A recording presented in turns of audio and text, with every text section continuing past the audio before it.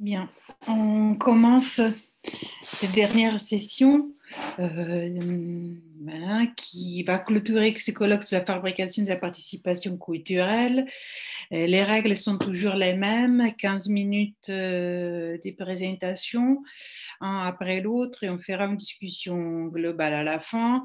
Les questions peuvent être posées dans l'espace questions-réponses. Merci à tous les participants qui sont encore là pour avoir résisté ces 2 jours. Et alors, sans tarder, je donne la parole au premier intervenant qui, je veux dire, pas des bêtises, parce que voilà, la fatigue, c'est aussi pour moi. C'est Olivier Vanet, qui est du Centre Max Weber de l'École normale supérieure de Lyon, et aussi l'Université Lyon 2. Allez-y, je vous donne la parole.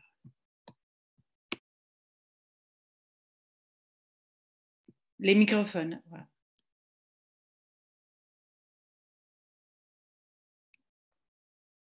Votre microphone est toujours coupé, Olivier. Voilà, vous m'entendez? Oui, parfait. Ouais, excusez-moi. Donc, je vous remercie de me donner l'occasion de présenter cette communication qui est en partie le résultat de ma thèse de sociologie.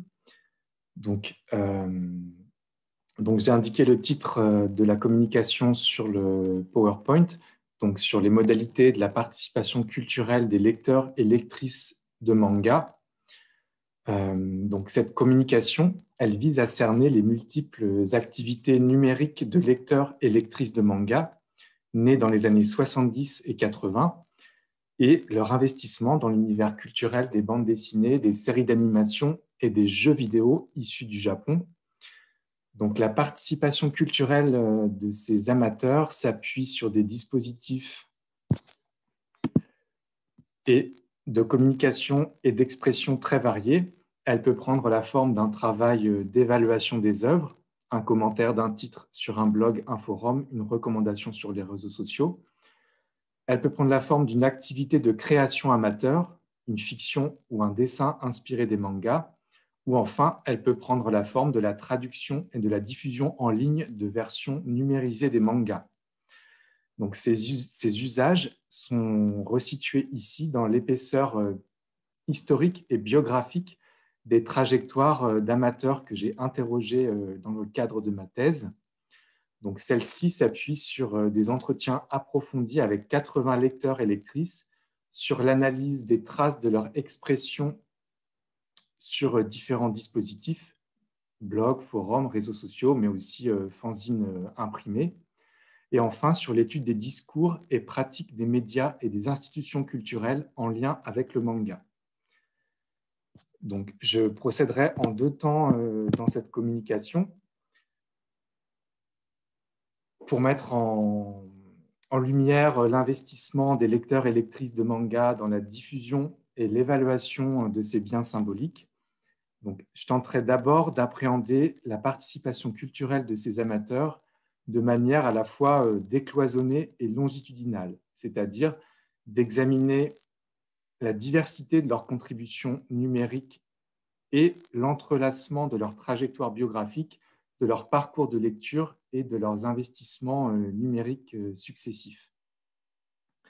J'évoquerai ensuite les formes de coopération et de concurrence qui se déploient au sein de ce domaine émergent d'expertise et d'évaluation culturelle, concurrence entre des espaces de diffusion et d'évaluation amateurs sur Internet, entre les espaces professionnels de l'édition et de la critique, et enfin, avec les institutions culturelles qui, à partir des années 2000, accordent une place croissante au manga dans leurs collections et dans leurs activités de médiation. Donc, je commence par ma première partie sur l'histoire et la diversité de la participation culturelle des amateurs de manga. Peut-être que j'affiche mieux le PowerPoint. Vous voyez bien? Donc, dans cette première partie, je vais étudier en fait les usages des outils numériques par les amateurs de manga, et je vais montrer que ça s'inscrit dans leur propre trajectoire biographique, mais aussi dans l'histoire plus longue des supports propres aux cultures fans. Donc, la réception des mangas en France témoigne d'abord du rôle important joué par le public des émissions jeunesse des années 1980 et 1990, dans un contexte d'extrême rareté de l'information. Les jeunes téléspectateurs et téléspectatrices se tournent vers les titres de la presse télévisuelle comme le Club Dorothée Magazine et d'autres titres de presse qui diffusent des informations sur les dessins animés japonais et sur les mystérieuses BD japonaises dont ils sont tirés. Et c'est principalement la rubrique courrier de ces magazines que j'ai exploité. C'est là qu'on voit les premières formes de mise en récit de ces dessins animés, la diffusion d'informations, l'élaboration d'hypothèses et de théories sur ces fictions. Et on voit que, alors que les chaînes télévisées, les diffuseurs ont peu de considération pour ces œuvres originales japonaises, les jeunes épistoliers prennent ces œuvres au sérieux. Ils reconstituent collectivement une narration continue à partir des épisodes insérés dans ce flux télévisuel, et on peut voir que leur expertise naissante les conduit à pointer des incohérences, des erreurs, des choix contestables de traduction. Et en l'absence d'un secteur de l'édition française de manga dans les années 80 et au début des années 90, ce lectorat se tourne vers des réseaux informels d'importation et d'échange des éditions japonaises et états-uniennes de manga. Et on voit un rôle important de la correspondance entre lecteurs, des rencontres lors des festivals qui contribuent à densifier les sociabilités culturelles entre ces amateurs et qui vont aboutir à la création des premiers fanzines et magazines spécialisés,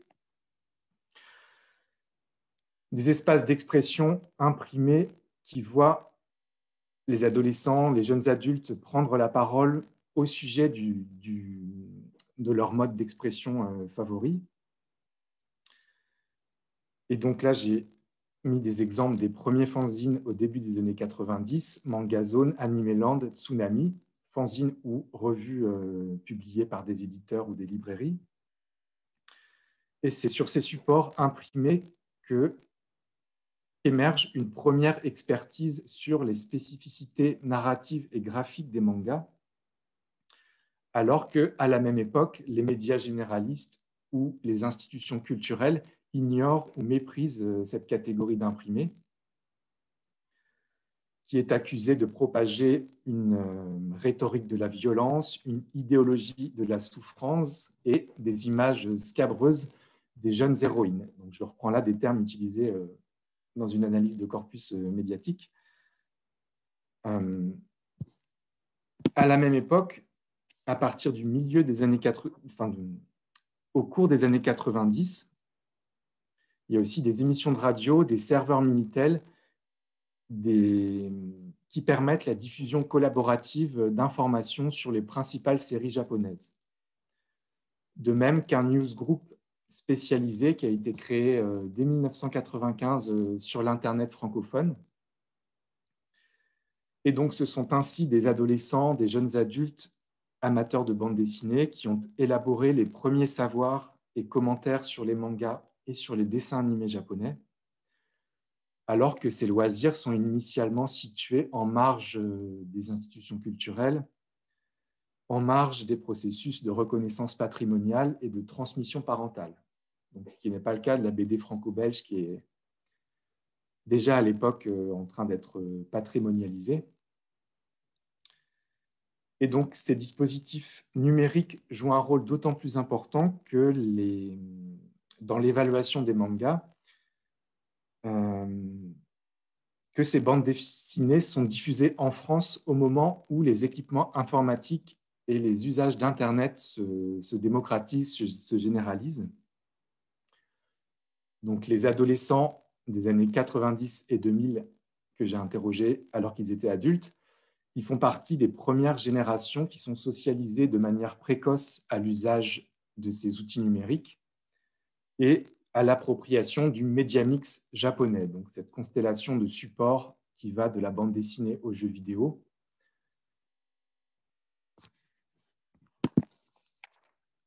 Et donc, au cours des années 2000, une grande partie de ces lecteurs et lectrices interrogés, qui se sont d'abord appropriés des fanzines, des sites Minitel ou des émissions de radio, ils vont s'emparer des outils numériques pour exprimer leur avis ou faire un récit de lecture. Donc, ces discussions en ligne, elles ont d'abord été concentrées sur des forums adossés à des gros sites web fédérateurs. Puis, les blogs ont émergé comme support de commentaires sur le manga et des interactions entre amateurs. Donc, les agrégateurs de blogs créés dans la deuxième moitié des années 2000 ont permis de rendre visibles les blogs francophones dédiés au manga et à la culture visuelle japonaise. Au cours des années 2010, c'est le support du blog qui tente à être désinvesti ou concurrencé par l'usage de Twitter, de Discord ou d'autres réseaux sociaux. Et donc, j'ai vu comme ça des utilisateurs migrer depuis les années 90 du fanzine au Minitel jusqu'au blog et à un usage intensif de Twitter. Donc, le domaine de l'évaluation publique des mangas se trouve largement ouvert à des prises de parole non qualifiées d'amateurs qui viennent s'exprimer de manière concurrente par rapport aux journalistes professionnels qui sont apparus au cours de la même période. Donc, l'échafaudage culturel constitué par les espaces numériques de publication et d'interaction, les festivals, les rencontres, ne permettent pas seulement l'expression et la circulation de commentaires et de recommandations, il favorise aussi la visibilité d'un grand nombre de productions culturelles amateurs. Une partie des enquêtés mobilise en effet leur lecture pour rédiger des écrits narratifs ou interactifs qui s'appuient sur l'univers fictionnel des mangas. Ils écrivent des fanfictions, ils participent à des jeux de rôle sur des forums. Ils utilisent leur lecture aussi pour dessiner des mangas, des illustrations, ou pour s'adonner à des activités ludiques sur leurs préférences et connaissances en matière de manga, des quiz, du cosplay, déguisement en personnage de manga ou du karaoké de générique, par exemple.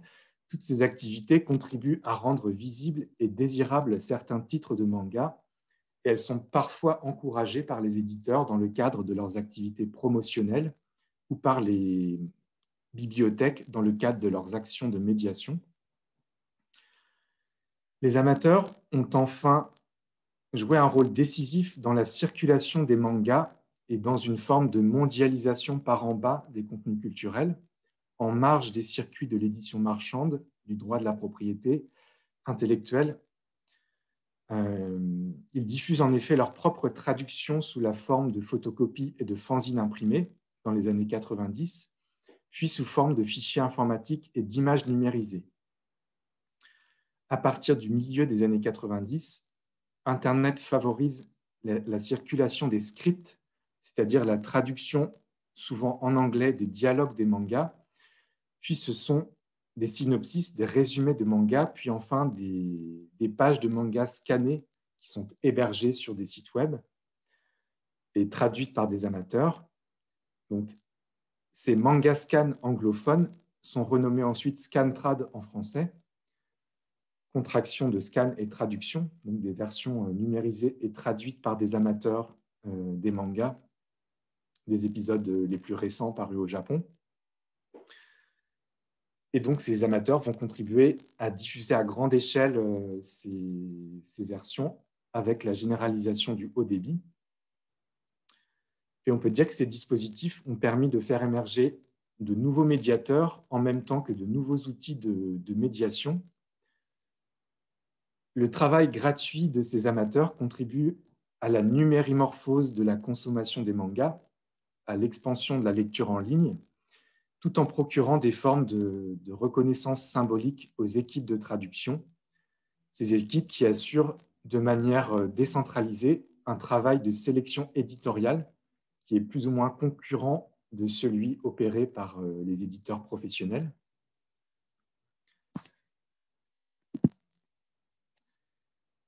Donc dans la première partie de cette communication, j'ai tenté de mettre en évidence les investissements numériques pluriels des amateurs de manga, leur transformation historique.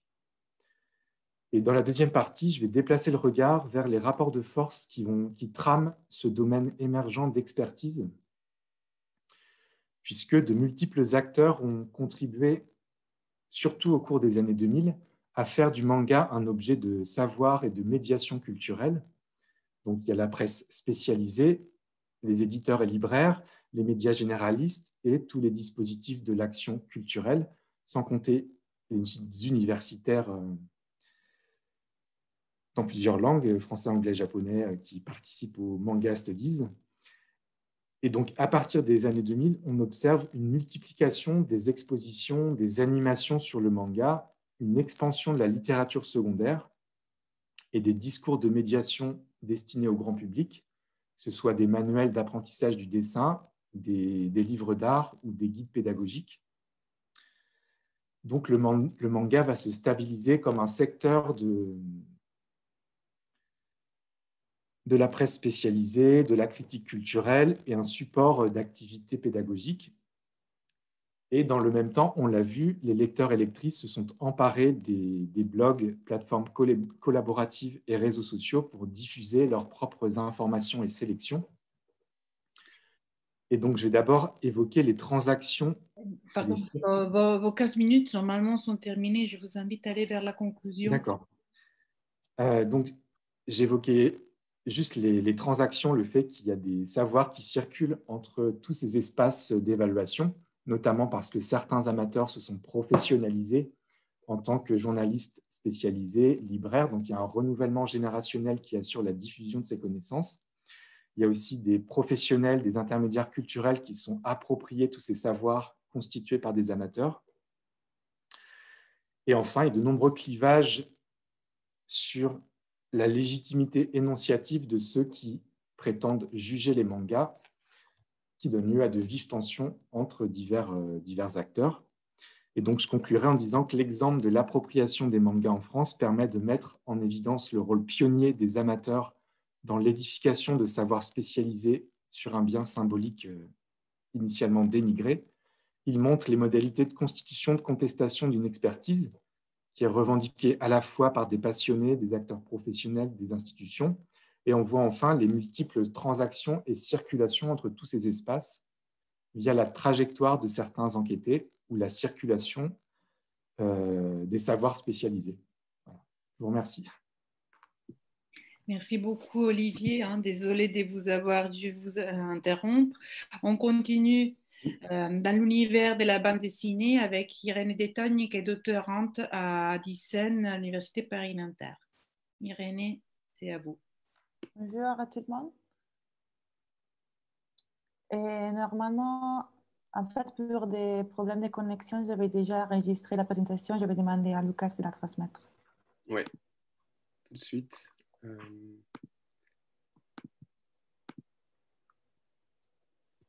Alors, est-ce que vous voyez bien mon écran? Oui. Est-ce que vous pouvez juste me dire si vous entendez bien le son de la vidéo? Bonjour à tous et à toutes, je m'appelle Irène Detogne, je suis doctorante à la deuxième année dans le département des informations et communications de l'Université Paris-Nanterre, rattachée au laboratoire d'ICEN Île-de-France et je fais partie du projet ANR Collabora sur les plateformes contributives culturelles.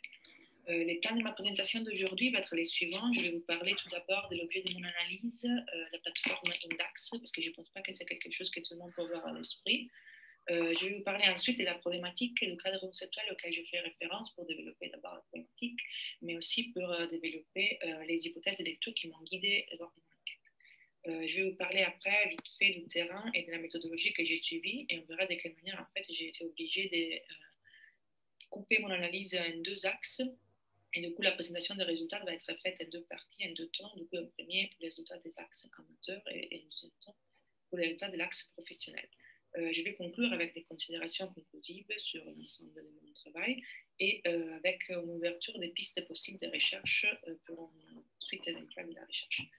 L'objet du coup, de mon analyse, c'est l'Indax, qui est une plateforme Internet. C'est une base de données numérique, une grosse archive en fait à l'échelle internationale des bandes dessinées qui ont à voir avec l'univers Disney.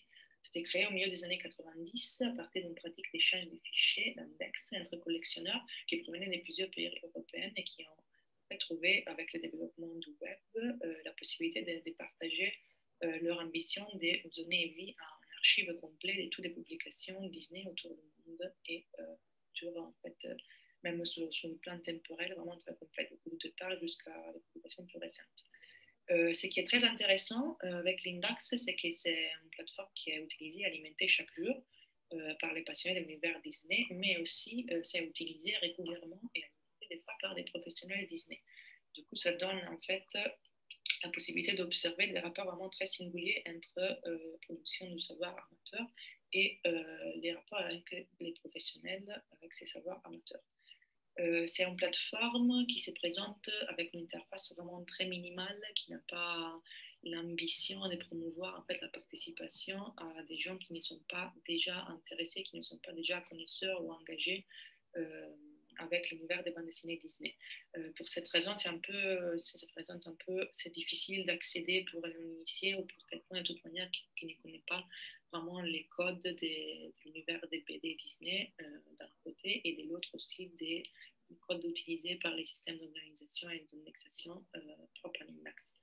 Une fois surmonté un peu cette difficulté, on peut avoir accès en fait à un moteur de recherche qui est vraiment très complet, à plusieurs entrées et qui donne vraiment accès à une indexation des contenus très fine et très complète. C'est une plateforme qui est ouverte à la participation, en fait, à la contribution. Chaque utilisateur peut créer de manière très simple un profil et contribuer. Et c'est aussi géré par une hiérarchie plutôt simple des contributeurs, dans le sens qu'il y a une grande majorité des contributeurs mineurs qui sont gérés par des maintainers, qui sont un peu les administrateurs, qui ont un rôle du coup de supervision et de gestion des contributions du reste des contributeurs.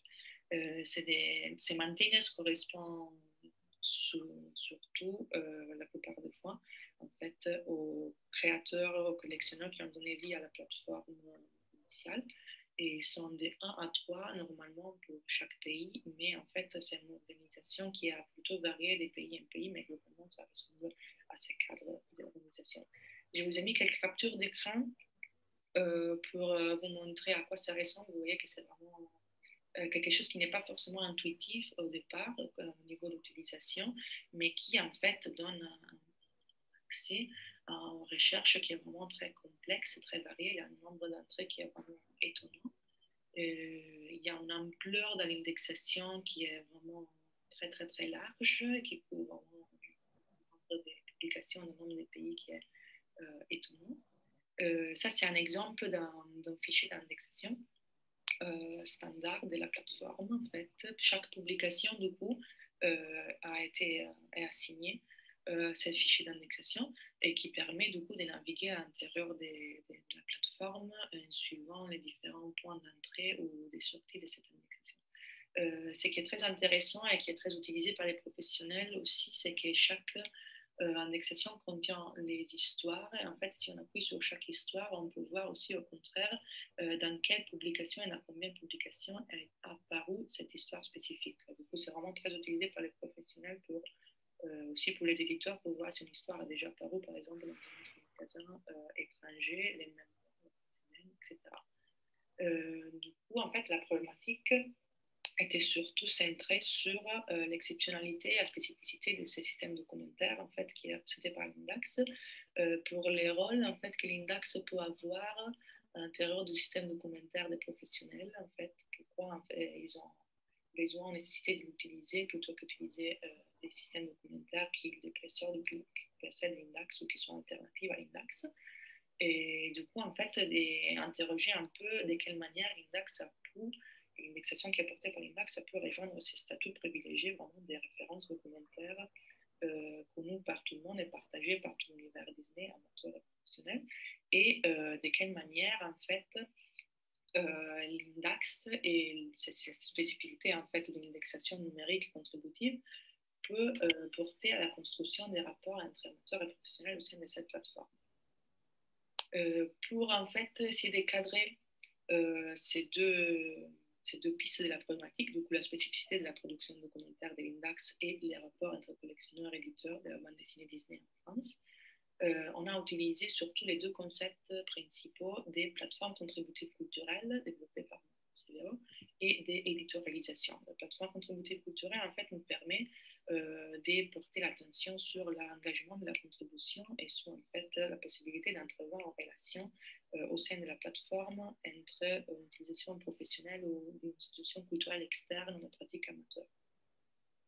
Alors que l'éditorialisation, en fait, nous permet de décrire et de comprendre, en fait, la pratique d'indexation numérique spécifique de l'Indax comme une pratique d'indexation qui voit les documents indexés comme un fragment qui peut être, en fait, devenir une ressource parce qu'il peut être toujours réagencé pour donner vie à un nouveau contenu.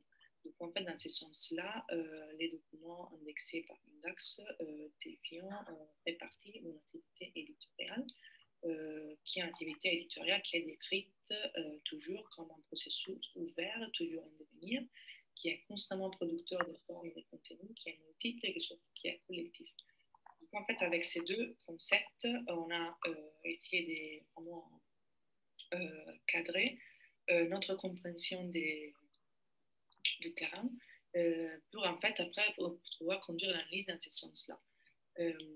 Les terrains, du coup, étaient vraiment formés pour porter sur les différents systèmes documentaires des professionnels Disney et sur les pratiques d'usage amateur et professionnel de la plateforme Indax. En fait, on s'est limité en restant les terrains à la partie française. Donc, en fait, on a interrogé surtout les professionnels français et on a observé, interrogé la partie de la plateforme amateur qui correspond aux contributeurs, en fait, en France. Les terrains a été portés sur deux temps. En fait, premièrement, on a exploité la possibilité d'avoir fait une période d'alternance de la durée des 10 mois, du coup d'octobre 2008 à juin 2019, au sein du service de documentation et édition de la rédaction de Disney Hachette Presse, qui est le majeur éditeur en France des bandes dessinées Disney. Et on s'est concentré surtout sur l'observation des pratiques professionnelles de la plateforme, sur quel type de perception en fait l'Indax pouvait avoir à l'intérieur du cadre professionnel, et surtout sur les systèmes documentaires internes aux différents maisons d'édition, en fait, aux différents organismes qui s'occupent de l'édition des bandes dessinées Disney en France.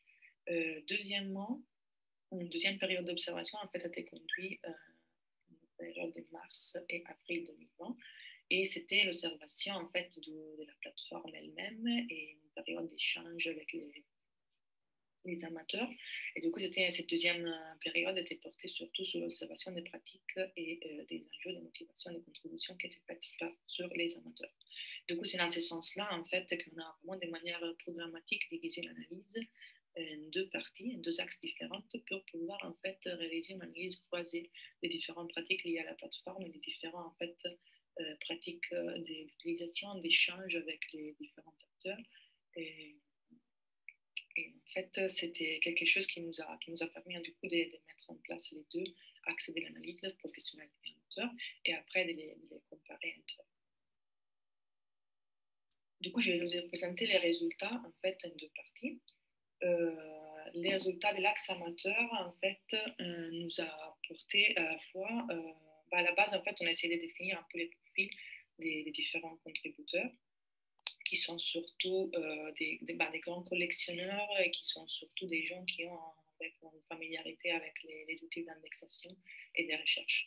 On a formé un peu l'histoire de la plateforme, on a remarqué surtout quatre considérations qui viennent de l'observation. C'est la première qu'en fait, la participation des collectionneurs à la plateforme a permis en fait de passer pour chaque collectionneur d'une collection privée et d'une dimension vraiment plus individuelle à des pratiques d'indexation qui sont collectives, dématérialisées et partagées par une grande communauté.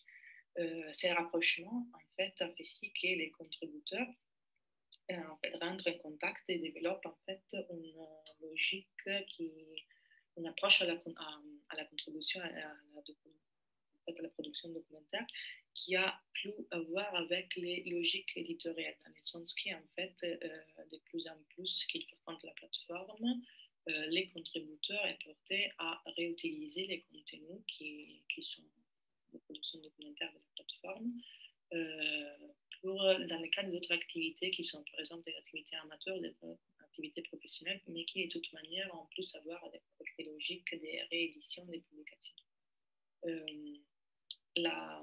Notre aspect qu'on a considéré, c'est que ce qui est très intéressant, c'est qu'en fait, l'index représente la constitution d'un système de référencement qui est nouveau par rapport à un système de référencement qui était utilisé par les professionnels et qui est vraiment spécifique et issu de l'indexation amateur.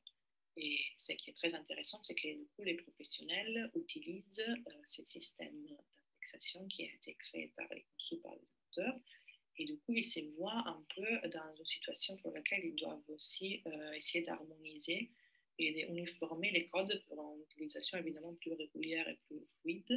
Et ils doivent harmoniser les codes d'indexation interne au cadre professionnel sur en fait, les nouveaux systèmes de référencement qui étaient créés par l'Indax et qui est de plus en plus en train de prendre l'ELA est en train de prendre en fait, un statut des systèmes de référence principal pour la documentation. Le dernier résultat qu'on a obtenu, c'était vraiment de voir de quelle manière, en fait, à l'intérieur de la plateforme, et les contacts interamateurs et professionnels se sont élargis et se sont systématisés. Du coup, c'est vraiment la plateforme est le lieu d'échange entre amateurs et professionnels. Par exemple, les professionnels peuvent contacter les amateurs pour des précisions, pour des consultations éditoriales ou aussi pour proposer des collaborations. Du côté des professionnels, en fait, on a remarqué que l'utilisation de la plateforme est vraiment très régulière et que, en fait, l'Indax occupe toute. C'est vraiment la seule à l'intérieur du système documentaire qui a été porté par différentes maisons d'édition ou par différents cadres professionnels. L'Indax est un système de documentaire qui est connu par tout le monde et qui est utilisé. En fait, c'est le seul qui est utilisé par tous les professionnels et qui est connu par tous les professionnels parce qu'il y en a d'autres qui utilisent des systèmes d'indexation qui sont plus internes différentes éditions qui ne sont pas partagées par tout le monde. Et on a essayé de faire une analyse et une présentation de tous les différents systèmes documentaires qui sont utilisés par les professionnels de la bande dessinée Disney en France. Et on a vraiment regardé aux archives papier et à des bases de données qui sont internes ou à des bases de données qui sont fournies par Disney, en fait, pour l'organisation Disney plus en général, ou par d'autres maisons d'édition. En fait, en France, les seuls systèmes documentaires qui est partagé par tous les professionnels, c'est vraiment l'Indax. Et il y a plusieurs modèles, en fait, des coexistences et d'utilisation de l'Indax qui sont vraiment très variés. Il y en a certains systèmes d'indexation en fait, qui utilisent vraiment une quantité très variée des systèmes documentaires, mais il y en a d'autres, comme par exemple l'éditeur LBD des éditions Glénat, qui n'utilisent que l'Indax. Donc en fait, l'Indax représente les seuls moyens où sont en fait systèmes documentaires présents à l'intérieur de l'organisation professionnelle.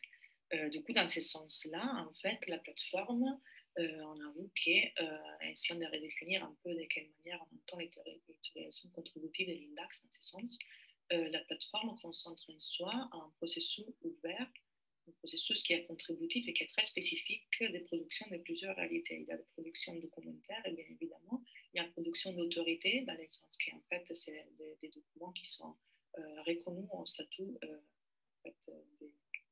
qui peuvent être réutilisés par les professionnels. Donc, en fait, il est reconnu en statut d'autorité et des compétences aussi nécessaires pour être réutilisés. C'est une production éditoriale et de nouveaux contenus. Et c'est aussi une production d'harmonisation des codes, en fait, qui fait si que les professionnels sont poussés à harmoniser les codes internes des indexations avec les codes de l'index. Du coup, c'est vraiment une production des univers des codes partagés qui se produit de plus en plus à travers la plateforme. Et cette activité, en fait, rejoint en ampleur et efficacité qui sont impensables pour tout le système de commentaires utilisé par les professionnels.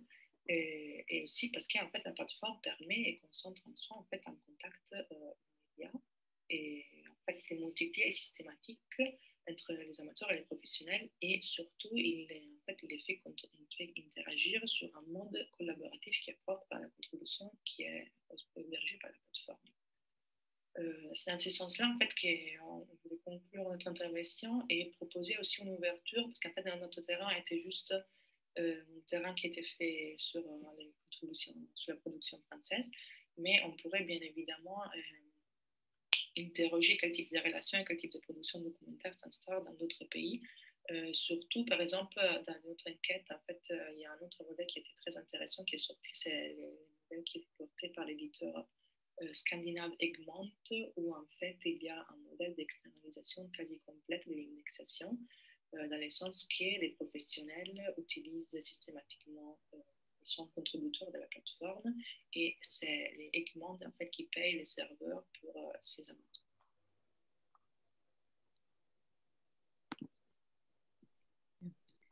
Merci Irène.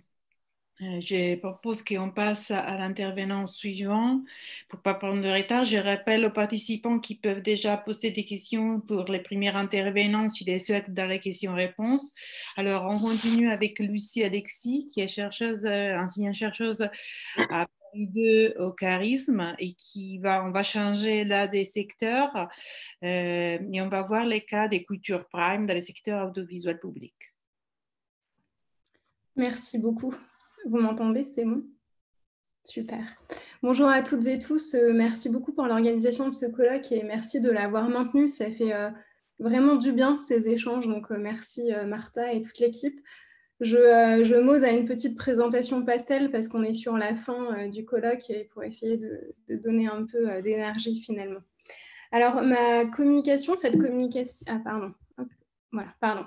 Cette communication est partie d'un constat. Culture Prime, qui est un dispositif pensé comme un média fournissant des contenus culturels, a été lancé le 23 novembre 2018 par l'ensemble des acteurs de l'audiovisuel public, donc Radio France, France Télé, l'INA, France Média Monde, Télé 5 Monde, se déploie prioritairement sur Facebook, mais trouve également des relais sur YouTube, Twitter et Instagram. Et il semblerait qu'elle mobilise une participation qui semble être réduite à la seule expression de l'appréciation du contenu par les publics. Et en tant que média social, je me suis interrogée sur le fait que la sollicitation à l'engagement du citoyen ne soit pas plus orientée finalement par la création d'une zone de débat. Et c'est cette tension que je souhaite traiter aujourd'hui en tentant de comprendre les ressorts de la participation telle que mise en place par les entités du service public audiovisuel. C'est une étude qui s'inscrit dans des réflexions menées entre autres autour des mutations de la télévision et de la mobilisation des plateformes par les acteurs des industries culturelles. Je vous présente aujourd'hui les premiers résultats d'une recherche qui pour l'heure est à un stade exploratoire. L'objectif de cette étude est plus largement d'apprécier la migration vers le numérique en ligne de l'audiovisuel public, migration qui induit, ou tout au moins qui est censée induire une participation plus large des publics. Ici, je me concentre spécifiquement sur la manière dont les multiples coopérations envisagées par les 6 groupes audiovisuels publics, mais aussi les changements finalement liés à la production de contenu vont nous inviter à repenser la fabrique de la participation culturelle sur les plateformes numériques. Et ces attentes qui sont liées aux caractéristiques du numérique, qui répondent à une forme d'injonction à la participation ou encore à l'innovation en termes de format audiovisuel, elles prennent effet dans un contexte de reconfiguration générale de l'audiovisuel public. Vous savez qu'il y a une réforme en cours qui ne cesse d'être repoussée, cela dit. Alors, si l'on explore un peu les discours d'escorte, en l'occurrence les sites des acteurs impliqués dans l'offre culturelle de Culture Prime, on voit qu'elle a pour but annoncé, je cite, de favoriser l'accès à la culture et à la connaissance au plus grand nombre. Elle entend répondre aux exigences de qualité du service public, s'adresser notamment aux jeunes par ses formats innovants adaptés aux nouveaux usages. Alors, il faut noter le slogan. Je vous lance le petit teaser sans le son pendant que je parle. Il faut noter le slogan. Il affiche dès lors un objectif de participation. La culture, ça se partage. Il y aurait plein de choses à dire sur cette petite vidéo, mais je passe. Chacune des 6 entreprises produit des capsules vidéo de forme brève qui sont donc destinées à alimenter la page Facebook.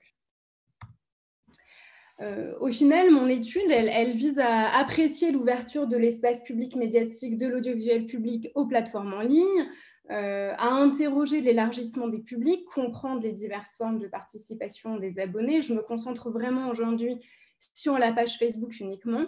Donc, autrement dit, mon questionnement, m'invite à réfléchir à l'usage partiel des possibilités d'interaction sur la page Facebook de Culture Prime, d'où naîtrait un paradoxe entre, d'une part, une forme de prétention, finalement, à faire venir des nouveaux publics, tout au moins un public plus large, qui est invité à s'exprimer de par déjà le choix de la plateforme choisie, et d'autre part, la limitation des usages techniques du numérique. Alors, de là, d'autres questions découlent. Dans quelle mesure ce dispositif va favoriser ou non l'objectif affiché? Dans quelle mesure le choix, l'usage de Facebook permet vraiment la construction d'une communauté, je mets entre guillemets, une communauté pérenne qui va pouvoir être fidélisée. Alors, mon hypothèse, c'est que Culture Prime va reprendre des logiques éditoriales telles qu'elles sont construites sur le média linéaire et n'exploiterait que de manière lacunaire, tout au moins partielle, les possibilités d'interaction liées au réseau social numérique.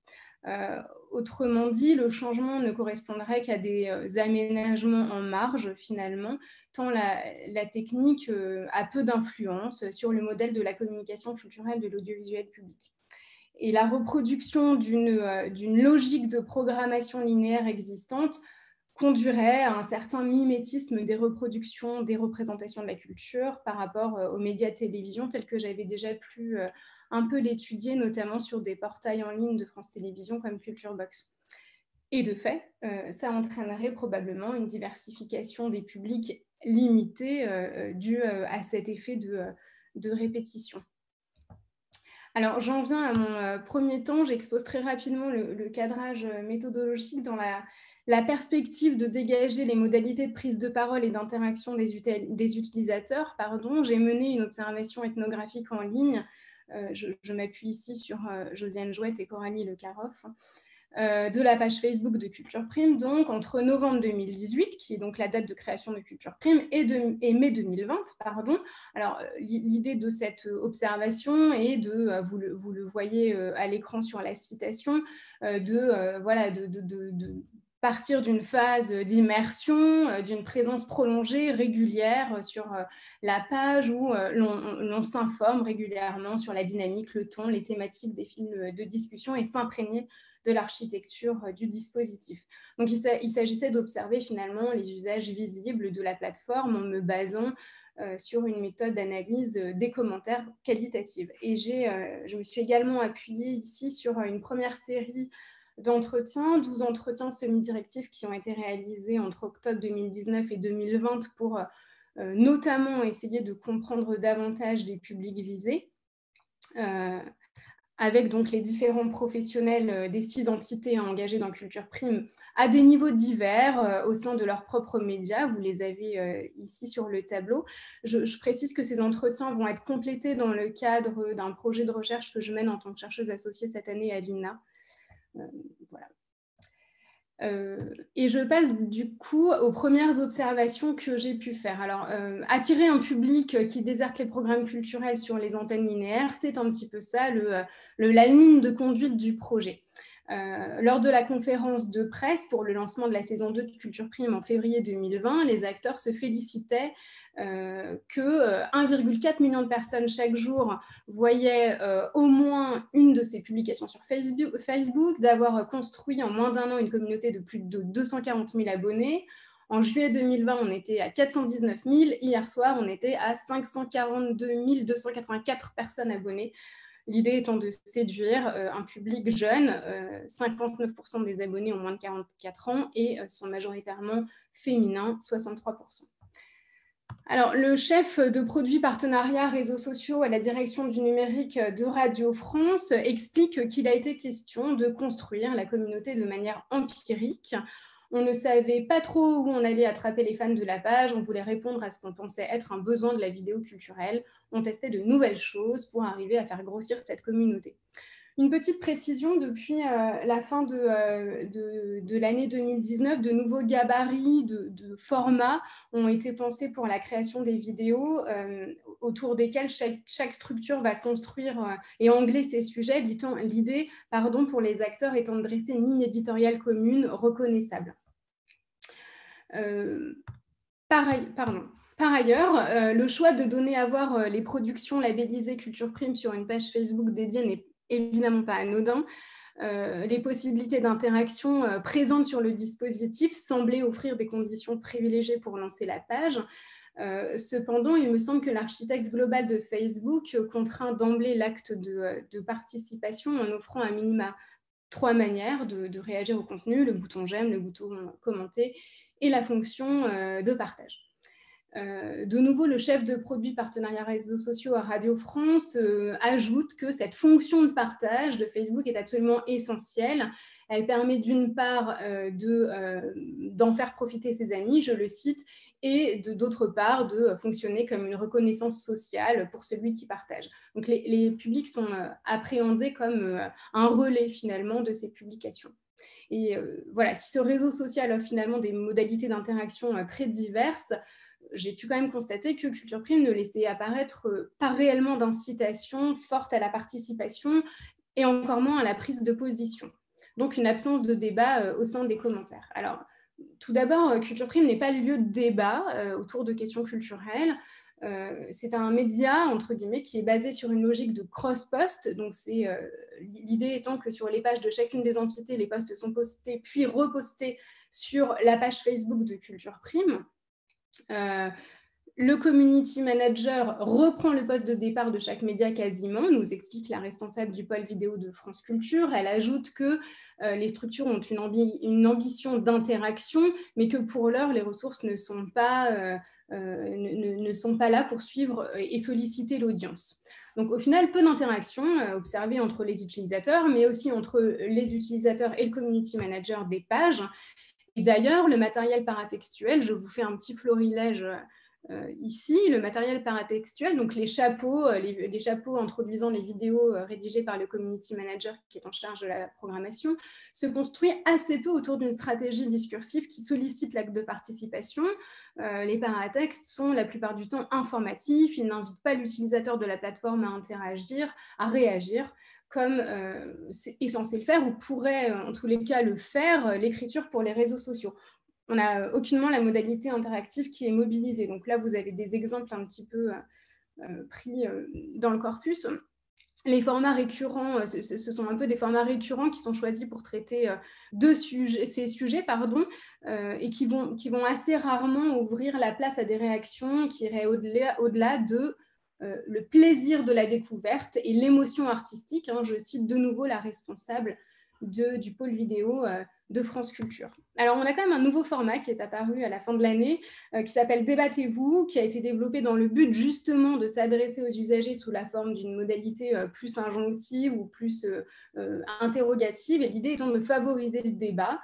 La responsable du pôle vidéo de France Culture nous dit qu'il est fait pour ça, mais qu'il est très peu investi encore. Aujourd'hui, on compte 7 vidéos seulement pour 115 pour une autre rubrique, par exemple. Donc, finalement, on pourra là aussi s'interroger sur cette forme de conception un peu pré-schématisée de la mise en débat, et la possibilité de prendre part au questionnement lancé dans la vidéo se fait ici par l'architecte de Facebook qui fige la forme d'interaction et qui, pour l'instant, me semble être exclusivement du côté du commentaire et moins autoriser une prise de parole sous la forme d'un véritable échange d'idées.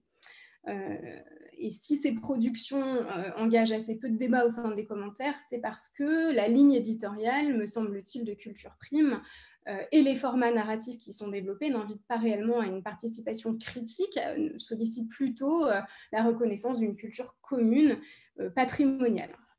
Et déclencher cette participation des publics se construit autour d'un intérêt pour les vidéos structurées surtout autour d'archives audiovisuelles.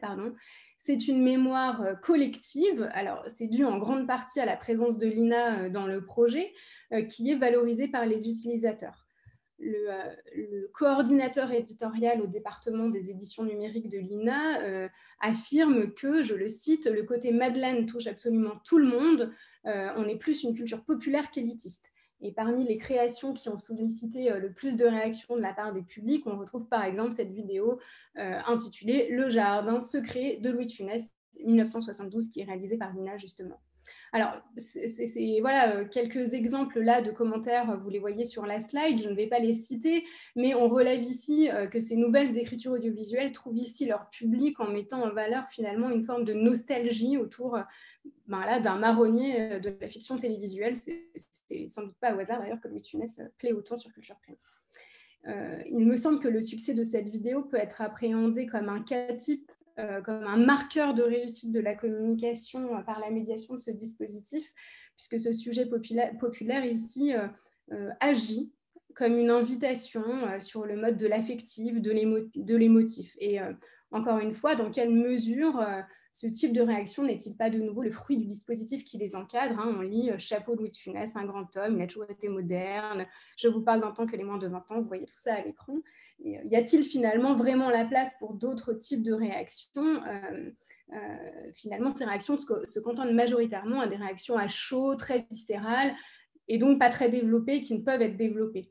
Et inviter à réagir à ce type d'objet très consensuel signifierait que l'on attend de ce média en ligne pas tant les possibilités d'interaction possibles, mais davantage une capacité de diffusion, simplement, à l'instar d'une chaîne linéaire. Et enfin, la participation s'observe autour de publics qui sont intéressés par les sujets liés à une culture institutionnalisée, a priori reconnus par les mécanismes de consécration culturelle. Vous avez quelques citations des acteurs, mais je passe puisque j'arrive au bout et je dois passer à ma conclusion pour ne pas trop dépasser le temps. Et dans tous les cas, ces objets culturels s'inscrivent dans une culture, me semble-t-il, audiovisuelle populaire ou dans une histoire de l'art qui est connue du grand public. Alors, je peux faire dès lors l'hypothèse d'une certaine homogénéité des publics des différentes entités du service public audiovisuel, moins emprunt finalement à la découverte de nouveaux territoires de la culture, découvertes qui pourtant constituent ce que les acteurs souhaiteraient. Alors, cependant, il me semble qu'il faut considérer une certaine difficulté d'ajustement du dispositif qui est contraint par la nécessité d'harmoniser une énonciation unique de plusieurs acteurs avec leurs différentes conceptions de la culture, avec le projet communicationnel affiché. J'en arrive à ma conclusion très rapidement. Les professionnels en charge de Culture Prime envisagent sa programmation de manière relativement verticale, sans penser de véritable interaction avec les publics. Et de ce point de vue, il s'agit d'un média en ligne qui reprend la logique de programmation héritée des médias audiovisuels traditionnels. Les équipes fonctionnent d'ailleurs selon cette même logique, en travaillant à l'aide d'un outil collaboratif pour organiser une programmation alternant les structures productrices de contenu, bien qu'il n'y ait pas de rédaction en chef. Et le réseau social numérique est utilisé ici comme un espace de diffusion de contenu plus qu'un lieu d'échange. Et finalement, s'observe, et il me semble, de manière assez récurrente quand il s'agit d'étudier la mutation des formats audiovisuels, plus largement d'ailleurs les mouvements des médias audiovisuels vers les médias en ligne, ce que j'avais pu nommer des généalogies médiatiques. Et enfin, pour terminer, les publics se saisissent des possibilités d'interaction essentiellement pour exprimer leur goût autour d'une histoire culturelle commune, autour de matériaux consensuels, et ces modalités du linéaire irriguent complètement l'activité en ligne. Le web est finalement une région discursive comme une autre, et l'autorité du service public se frotte difficilement à la participation du public. Il n'y a pas de réelle transformation, pas de réel partage de l'autorité. L'implication du public reste assez superficielle, et tout porte à croire que les modalités du linéaire finalement perdurent. Preuve en est avec Netflix qui va nous faire un mode en direct comme la télévision. Je m'arrête là et pardon d'avoir dépassé. Merci beaucoup, Lucie, de cette présentation très intéressante. Je donne la parole tout de suite à la dernière intervenante, Stéphanie Parmentier, du laboratoire TLM de l'Université Bordeaux-Montagne, qui va nous parler du cas des Kindle Direct Publishing. Bonsoir à tous. Vous m'entendez? Alors, oui. Bonjour, je tiens à remercier toute l'équipe organisatrice Collabora de m'avoir invité à ce colloque. Je vais vous présenter une communication intitulée La plateforme numérique Kindle Direct Publishing. Amazon est-il un nouvel acteur culturel? Les données quantitatives de cette communication sont issues de ma thèse intitulée Du compte d'auteur à l'auto-édition numérique, étude des formes et des pratiques de l'édition non sélective, qui a été soutenue en septembre 2020. Pour aujourd'hui, je m'intéresse tout particulièrement à la plateforme d'auto-édition d'Amazon, appelée Kindle Direct Publishing ou KDP, et je vais vous parler plus précisément des auteurs qui s'investissent sur cette plateforme, qui est un espace où chacun est en droit d'écrire, de s'exprimer, de se publier et donc de participer à la vie culturelle. Les plateformes numériques font aujourd'hui largement partie de la société. Entre les mains du géant du net, elles sont présentes dans presque toutes les filières et ont investi le domaine culturel. Nombreuses sont les personnes qui s'en sont emparées pour mettre en ligne leur production culturelle. Des auteurs écrivent et publient leurs livres, des musiciens, des photographes, des vidéastes diffusent leurs œuvres, mais aussi des lecteurs qui donnent leurs avis et deviennent de véritables prescripteurs. Apparaît ainsi sur le marché une nouvelle figure d'acteur, des pro-âmes, selon l'expression employée par Patrice Fichy dans son livre Le sacre des amateurs, en parlant des passionnés qui tentent de se rapprocher des professionnels. Si les amateurs restaient autrefois au stade artisanal et n'arrivaient pas à pénétrer dans le monde culturel sans l'aide d'un professionnel, il en est aujourd'hui tout autrement grâce aux outils numériques aux mains des géants du net. Apple, Amazon, Wattpad, Instagram et bien d'autres encore sont des outils qui permettent en effet aux auteurs de s'autoproduire, de se diffuser largement, voire de se professionnaliser. On assiste avec ces nouveaux outils à une ouverture du domaine culturel qui correspond quelque part à une tendance de la société où chacun est en droit de diffuser ses idées, quelles qu'elles soient. Le web, en multipliant les espaces d'expression, a effectivement fait souffler un vent nouveau sur la société en permettant à tous de s'exprimer librement tout en favorisant le rêve émancipateur d'une culture pour tous. Amazon a modifié l'ordre des choses au sein du monde du livre avec sa plateforme d'auto-édition Kindle Direct Publishing. Arrivé en France en 2011, cet espace qui permet de s'éditer rapidement a en effet ouvert les portes très cloisonnées du monde de l'édition traditionnelle. Pour une fois, des auteurs totalement inconnus, sans aucune expérience dans le domaine de l'écriture et sans aucune prétention littéraire, ont mis en ligne leurs manuscrits sur KDP et ont connu le succès grâce à l'espace d'Amazon.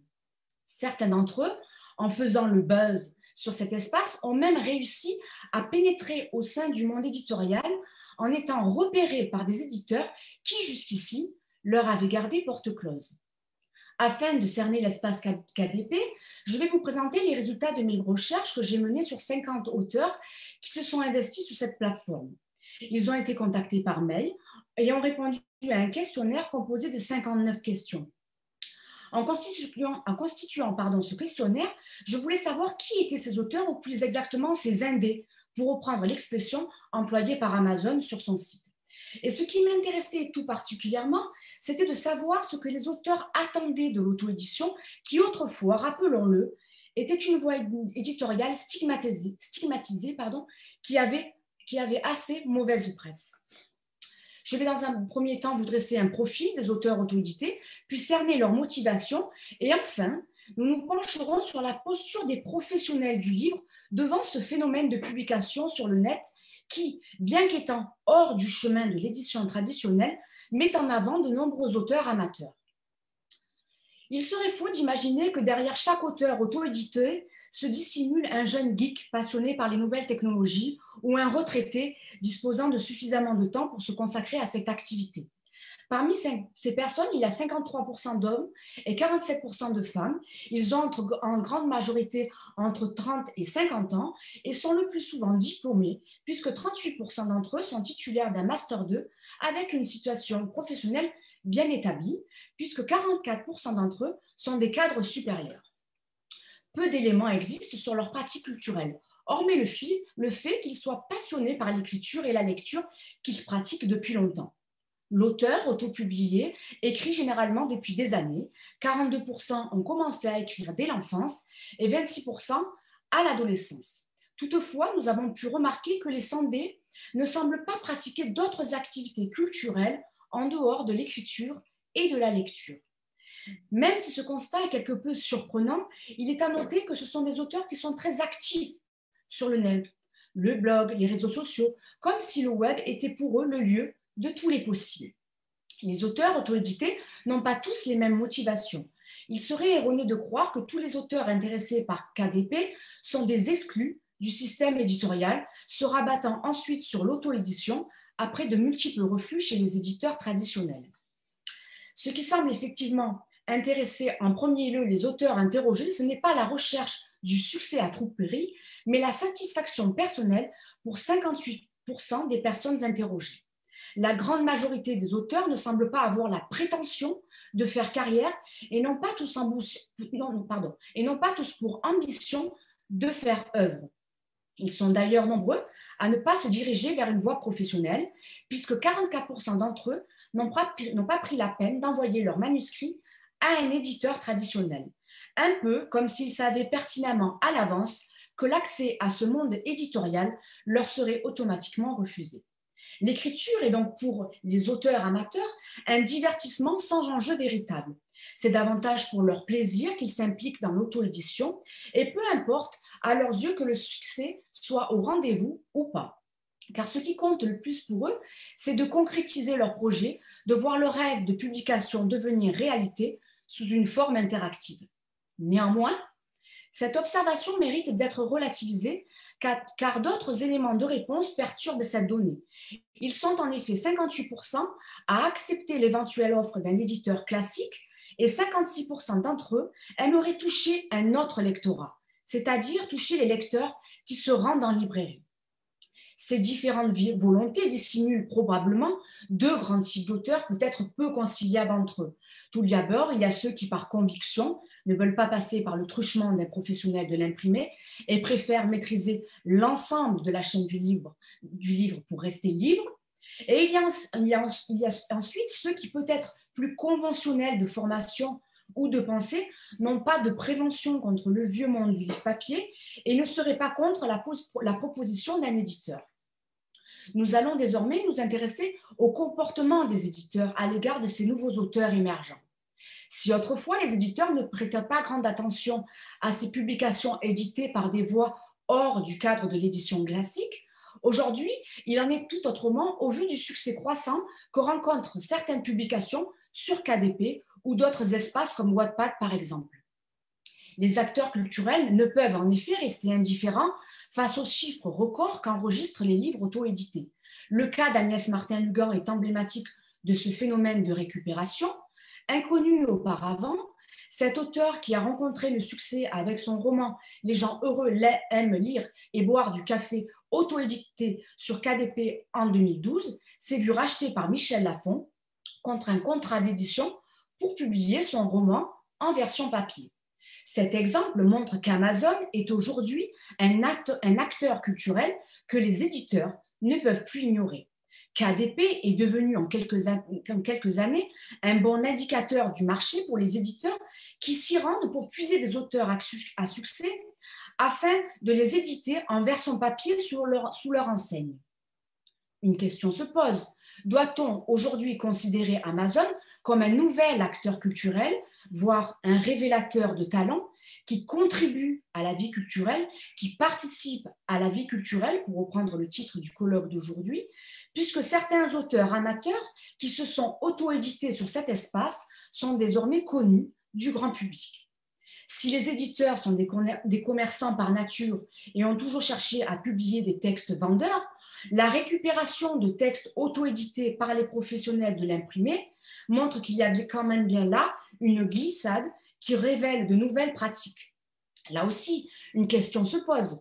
Faut-il voir dans cette récupération des auteurs auto-édités par les éditeurs une ouverture de l'espace éditorial pour les auteurs amateurs ou plutôt un changement stratégique des professionnels du livre devant des machines de guerre selon l'expression employée par Sylvie Bosset, dont seuls les intérêts financiers prévalent et qui n'hésitent pas à mettre en avant une culture le plus souvent uniformisée et à bas prix. Gardons-nous cependant d'avoir une vision réductrice du monde culturel, car si l'on assiste à l'apparition de nouveaux acteurs qui, certes, bouleversent l'ordre établi, les professionnels ne vont pas disparaître pour un temps et semblent plus que jamais incontournables. Les romans auto-édités qui rencontrent du succès sur Wattpad, Amazon ou d'autres espaces ne sont pas généralement publiables en l'état. Les artistes 2.0 ont en effet souvent un rapport décontracté à l'écriture et à l'orthographe et ne sont pas en quête du style parfait. Si certains arrivent à être cependant édités en version papier chez un éditeur, leur manuscrit est le plus souvent repris dans sa totalité par des professionnels qui vont bonifier le texte. On assiste là à une nouvelle configuration du travail des professionnels du livre qui renforce leur rôle capital en tant que conseillers. Les multiples accords passés avec des auteurs auto-édités qui ont fait le buzz sur le net prouvent une fois de plus que les éditeurs sont encore les garants d'une certaine forme de reconnaissance ou de légitimation, et malgré ces nouveaux espaces de liberté cybernétique, leur professionnalisme est toujours perçu comme un plus. Les témoignages d'auteurs auto-édités qui ont été récupérés par des éditeurs ne manquent pas. Louise-Anne Sédor, avec son livre « Les méduses ont-elles sommeil ?» auto-édité sur KDP et récupéré par les éditions Gallimard, aurait-elle eu la même notoriété si elle n'avait pas été publiée par Gallimard qui a repris l'ensemble de son manuscrit? Devant cet exemple, on peut se demander si au fond, les grandes marques éditoriales françaises ne sont-elles pas encore les seules à conférer gloire, reconnaissance, crédit et valeur. Autant de questions qui demeurent ouvertes, car si le web offre une visibilité et une disponibilité pour toute production postée au bon endroit et bien indexée, rien ne peut remplacer pour le moment ce qui fait un professionnel du livre qui engage son nom, sa marque et son argent dans le soutien d'une œuvre. Pour conclure, on peut dire que les auteurs auto-édités sur KDP sont des personnes qui n'ont pas de caractéristiques particulières. Elles ont une vie active, sans formation spécifique dans le domaine de la rédaction, mis à part celle de leur scolarité. Passionnés par l'écriture et la lecture qu'ils pratiquent depuis longtemps, Amazon leur permet de donner vie à leurs projets. Les auteurs auto-édités ne sont pas tous des exclus des sphères éditoriales classiques, loin de là. La majeure partie d'entre eux se rend sur KDP par plaisir et non par intérêt. Autrement dit, une minorité des auteurs 2.0 utilisent l'auto-édition avec l'objectif de faire carrière. Les professionnels, malgré l'incitation à s'auto-publier sur les nouveaux espaces qui donnent l'illusion de pouvoir se passer de tout intermédiaire, restent les experts qui disposent du savoir pour être publiés correctement. Cependant, des questions demeurent. Comment à terme vont réagir les auteurs auto-édités et plus largement les artistes amateurs, toujours plus indépendants grâce à ces nouveaux outils? Le véritable auteur, créateur, producteur ou scénariste de demain ne sera-t-il pas celui qui refuse de passer par les canaux traditionnels, celui qui contribue à la vie culturelle sans l'aide d'un professionnel qui pourtant a toujours été incontournable? Enfin, comment vont réagir les auteurs reconnus, publiés par les éditeurs classiques? Vont-ils délaisser leurs éditeurs pour migrer sur KDP, à l'instar de Michel Apathy, avec son livre « La liberté de ma mère, mai 68 au Pays Basque », auto-édité sur KDP, ou encore Marco Coscas, avec son roman Bande de Français, également publié sur KDP, sélectionné, comme vous le savez, sur la liste du prix Renaudot en 2018. Personne n'a la réponse à cette question, mais celle-ci il reste bien de se poser avec insistance si de plus en plus d'auteurs ou d'artistes cèdent aux appels du trust américain. Je vous remercie pour votre écoute. Merci Stéphanie pour cette présentation qui ouvre une vision un petit peu pessimiste. J'ouvre aux questions. Alors je commence avec les questions même si j'en ai plusieurs qui j'ai reçues dans les chats. Alors il y a deux questions pour Lucie. Je vais lire les deux, Lucie, d'accord, un après l'autre. Alors, elle est plutôt claire, Sébastien, voilà, je vais la présenter. Alors, Sébastien Piotti demande, est-ce que lors des entretiens, les inquiétés ont évoqué d'autres fonctionnalités de l'architecte des Facebook qui souhaiteraient explorer à l'avenir en lien avec les communautés, par exemple les lives, les sondages ou d'autres fonctionnalités voilà, plus interactives. Et la deuxième question est de Sarah Labelle. Voilà, Sarah, je ne te donne pas la parole. Je me demandais, dit Sarah, pour quelles raisons maintenir les guillemets autour des médias? Est-ce que parce que les professionnels interrogés n'aient parlé des médias pour désigner les dispositifs en temps, étant donné que ça renvoie, peut-être je dois te donner la parole, parce que je renvoie par eux-mêmes la conception des médias télé, entre guillemets, oui Sarah, désolée. Ta question, voilà, c'est mieux. Non, désolée, mais parce qu'il y a eu, voilà. Bonjour et excusez-moi, je suis pleine de questions en ce moment, voilà. Oui, donc je disais en fait, pourquoi tu as maintenu là tout au long de ta communication, les guillemets autour de médias, et je me demandais si c'était dû au fait que pour les professionnels que tu as interrogés, quand on dit médias, ça renvoie plutôt à la question, leur conception à eux des médias, c'est-à-dire la télé, la radio, et pas forcément ce genre de dispositif. Et d'une part, et puis je te disais, et toi, t'en penses quoi? Alors médias, pas médias? Voilà. Ok, merci beaucoup Sarah. Alors je pense que j'avais dû mettre entre guillemets médias sociaux, et si je ne l'ai pas fait, eh ben, c'est une erreur de PowerPoint. Mais c'était médias social que je souhaitais mettre entre guillemets, surtout parce que c'est comme ça qu'ils l'appellent, Culture Prime. Ah, d'accord. Pour reprendre leurs termes.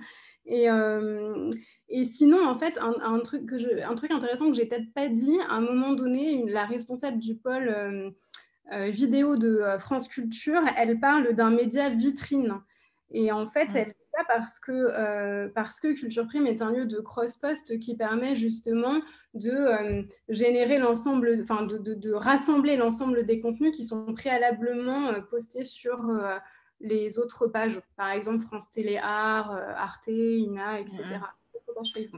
Donc, donc j'étais à côté de la plaque complètement avec l'idée de séparer en fait des dispositifs justement de circulation.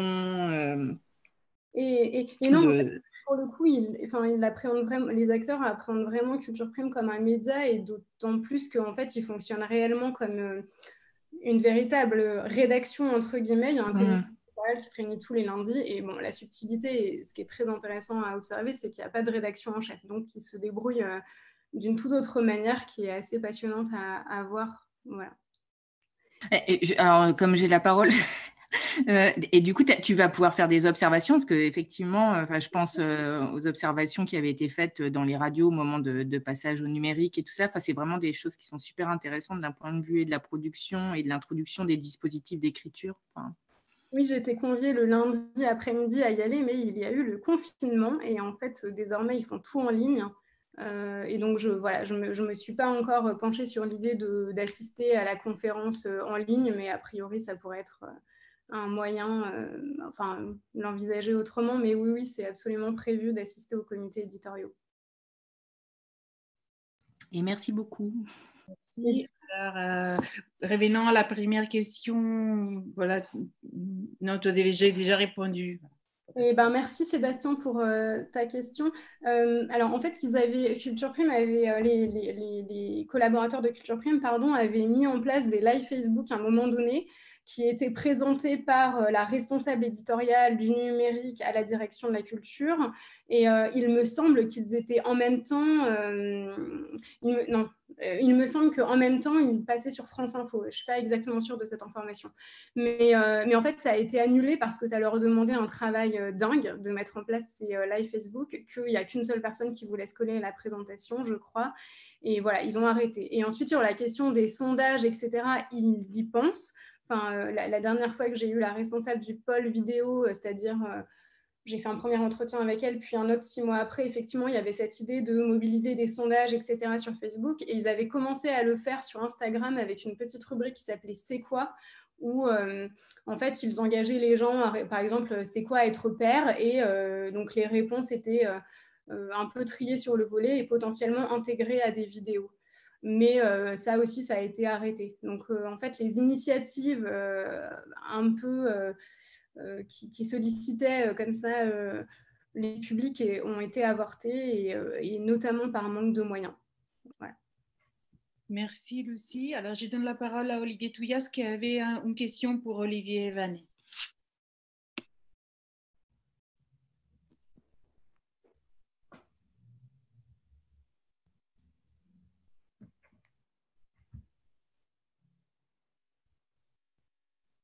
Olivier, si tu es en train de parler, ton microphone est coupé.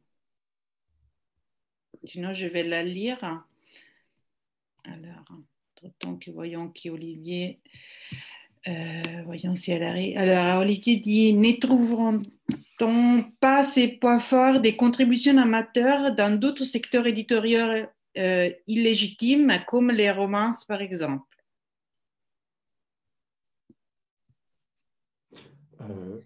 Oui. Je la lis exactement. Voilà. Je pense qu'Olivier veut dire si les mêmes phénomènes que vous avez trouvés dans les mangas, à votre avis, on ne peut pas les trouver dans d'autres secteurs comme les romances. Oui. C'est une tendance générale des secteurs plus ou ceux qui ne sont pas légitimés, reconnus comme légitimes par la culture traditionnelle, je pense. Olivier. Oui, je pense qu'il y a beaucoup de modes d'organisation, de supports d'expression qui sont similaires entre des catégories culturelles peu reconnues, l'organisation de festivals, de conventions, tous les supports des cultures fans, les fanzines qui sont un petit peu, qui circulent de manière un peu informelle, souterraine, parce qu'ils ne sont pas reconnus par les institutions culturelles légitimes. Donc il y a des similarités en termes de sociabilité, d'espace d'expression. La différence serait peut-être que le manga, il est plus récent. Enfin, pour le manga, ça date en France, la réception des années 90-2000.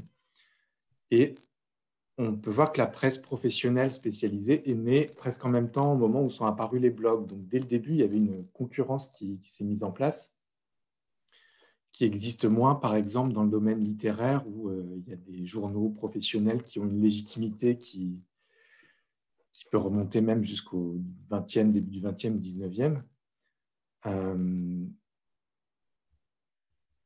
Voilà, donc le manga, il en serait plutôt au début d'une forme de reconnaissance qui serait plus avancée pour le roman policier, par exemple.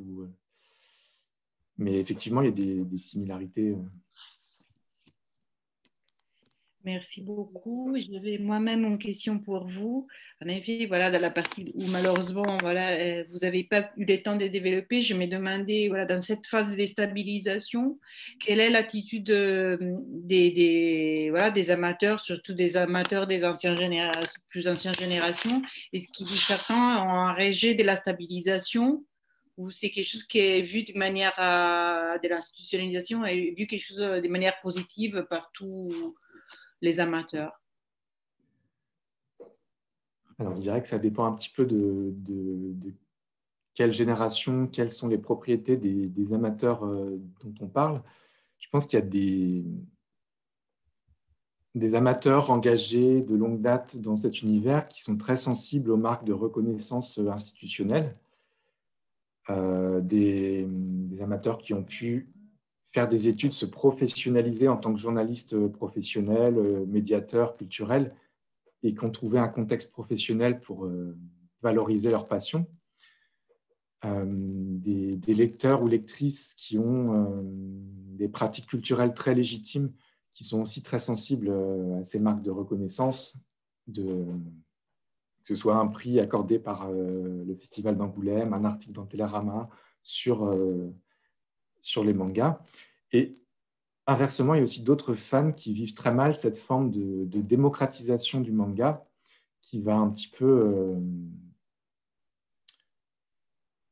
menacer un peu leurs privilèges distinctifs de fans. Et ils vont voir des hordes de jeunes générations s'emparer de l'objet de leur affection et parfois donner une mauvaise image par une forme de passion un peu adolescente. Donc effectivement, il y a aussi des conflits de génération à l'intérieur de ce domaine entre des générations de lecteurs. Certains qui voient mal la démocratisation de leur passion, qui préféraient le vivre dans l'entre-soi, voilà, avec une forme d'élitisme parfois qui s'exprime, y compris pour un objet pourtant perçu comme populaire. Voilà. Merci beaucoup. S'il y a d'autres questions, j'aurais également une question pour Irénée. Par rapport à la question de l'interface, non, vous avez remarqué l'interface adaptée aux experts. Et est-ce que c'est une remarque que vous avez pu aussi obtenir lors des entretiens? Est-ce que c'est quelque chose que les personnes qui portent la plateforme ne veulent pas modifier ou c'est juste quelque chose qui, voilà, un résultat, un acquis qui n'a pas été vraiment remarqué lors des entretiens?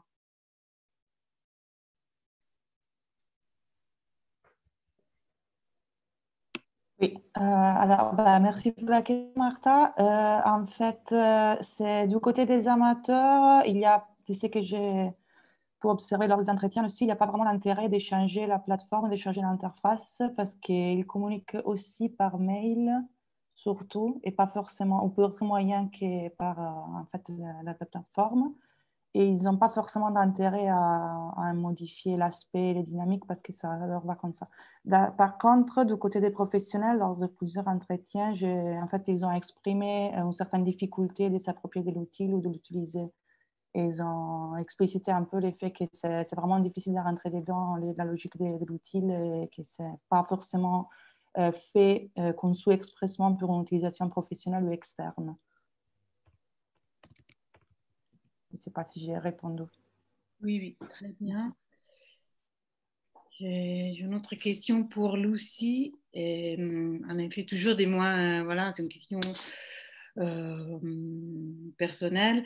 Et vous écoutant, j'étais vraiment, c'était vraiment choquée par les entretiens, non, les verbatines que vous aviez, les faits qui, voilà, je pense que c'était les directeurs des Radio France, je me souviens plus, mais qui utilisent les termes communauté. Et ensuite, voilà, on retrouve ça dans l'effet de donner un titre comme Débattez-vous d'un outil qui, normalement, comme vous avez remarqué, permet vraiment pas du débat. Et là, ça donne une idée vraiment d'une vision très naïve de la participation pour laquelle, si on la souhaite, on peut facilement la créer. Et est-ce que vous avez trouvé cet élément dans plusieurs entretiens? Et c'est vraiment leur vision qui, si on veut de la participation, on met un outil. Quand on veut la participation, on peut la voir et ça suffit faire un espace qu'on appelle Débattez-vous. Voilà. Merci Martha. Alors c'était le chef de produit partenariat réseaux sociaux à la direction du numérique. Donc en gros, il est community manager. Donc pas très étonnant qu'il parle de communauté. En fait, il gère les community managers. Et juste pour répondre, en fait, ce qui était intéressant dans les entretiens, c'est la manière dont chacun disait qu'ils devaient un peu repenser leur manière de travailler avec d'autres professionnels. C'est-à-dire qu'il n'y a pas que des journalistes autour de la table du comité éditorial. Il y a aussi des community managers et il y a aussi des gens qui viennent de l'éditorial et pas des journalistes. Par exemple, à France Télévisions, ce n'est pas tant des journalistes que des gens qui viennent de l'éditorial. À Radio France, c'est plutôt des journalistes à France Culture. Et donc, du coup, il y a toute cette interrogation justement autour de nommer des gabarits, etc. Alors, ce n'est pas tant Débattez-vous qui a fait un peu polémique que les 10 infos insolites sur que les journalistes, par exemple, de Radio France trouvaient un petit peu pauvres en termes de contenu, alors qu'à France Télévisions, ils s'en emparent beaucoup plus facilement. Donc, c'est un travail qui est aussi, par ailleurs, chacun disait qu'il faudrait donner beaucoup plus de place aux community managers dans ces comités éditoriaux et plus largement dans la programmation parce qu'ils sont assez convaincus que le community manager est au cœur de ce projet et n'a pas suffisamment sa place. Et d'ailleurs, il n'y a pas de poste en fait attribué, c'est une gouvernance qui passe de Radio France pendant 6 mois à France Télévisions pendant 6 mois. Et donc, c'est sur leurs ressources propres que se joue le community management. J'ai peut-être pas bien répondu, pardon. C'est très clair. Non. Merci. S'il n'y a pas d'autres questions, je vous propose qu'on clôture la session là. Avec ces sessions, on clôture les colloques. Je ne vais pas vraiment faire une clôture très structurée. Je pense qu'on a eu beaucoup d'échanges. Je voudrais juste remercier tous les intervenants et aussi tous les participants. Je suis vraiment... On a eu en moyenne de plus de 50 participants par séance. C'est une participation très importante. Alors, pour rappel, ces colloques sont organisés dans les cadres des ANR. Alors, il ne faudrait pas faire des discours d'argent, mais c'est ça aussi. Faire des événements en ligne, c'est moins cher. Ça nous permet peut-être, si un jour c'est un projet qui continue sur 2 ans, encore, j'espère avoir l'occasion de pouvoir organiser un événement par rappel à la communication. Peut-être on pourrait faire des tables rondes dans lesquelles on pourrait prolonger nos discussions de manière plus informelle, peut-être dans une année. Je pense qu'il y a aussi qui pour moi est vraiment intéressant, que c'est même on travaille sur des terrains différents avec des points de vue différents, qui soient de la socio-économie, qui soient plus d'un point de vue infodocumentaire ou sociologique.